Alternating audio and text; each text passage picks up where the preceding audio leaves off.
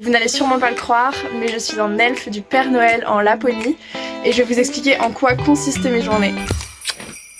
Je me suis retrouvée à faire elfe en Laponie parce qu'en 2019, moi je suis partie en vacances en Laponie finlandaise. J'ai eu des guides français à ce moment-là et j'ai tellement été curieuse de savoir comment ils avaient fait, quel était leur métier. Ils m'ont dit que c'était pas si compliqué de postuler et d'accéder à ce boulot de rêve, entre guillemets.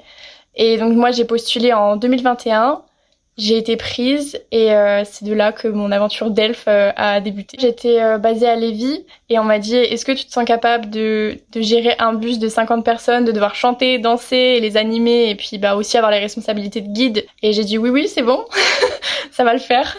J'ai une formation d'elfe en arrivant une semaine et demie je pense. Le matin on a des cours, on a un elf book d'ailleurs je sais pas si je l'ai toujours. On apprend en fait, on a des histoires à raconter, on a des questions-réponses pour savoir si les enfants nous posent des questions, comment y répondre.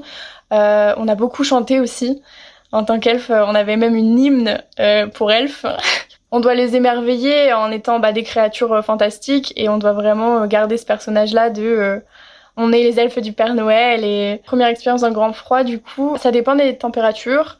S'il fait -30, on va avoir beaucoup plus de couches que d'habitude, mais généralement c'est 3-4 couches. Je suis tout le temps en combinaison thermique. Après, je mets une polaire, un pantalon de ski généralement, sous mon costume d'elfe. Aujourd'hui, il fait -21 degrés. Il est 15 heures chez moi et il fait nuit. On peut rester des fois toute la journée dehors.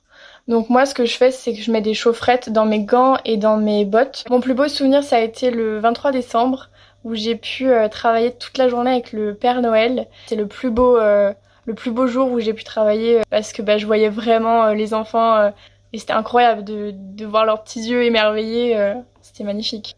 On a 5 à 8 bus qui viennent dans le village tous les jours. C'est des bus de 50 personnes généralement.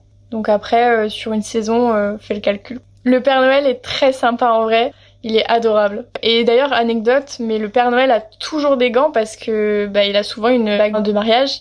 Et la Mère Noël et le Père Noël sont pas mariés, donc du coup il faut absolument qu'ils cachent ça. Je le conseillerais pas pour se faire de l'argent ce métier-là, c'est vraiment juste du kiff en fait. C'est une expérience incroyable que t'as envie de vivre. Enfin en tout cas moi j'avais envie de vivre cette expérience-là.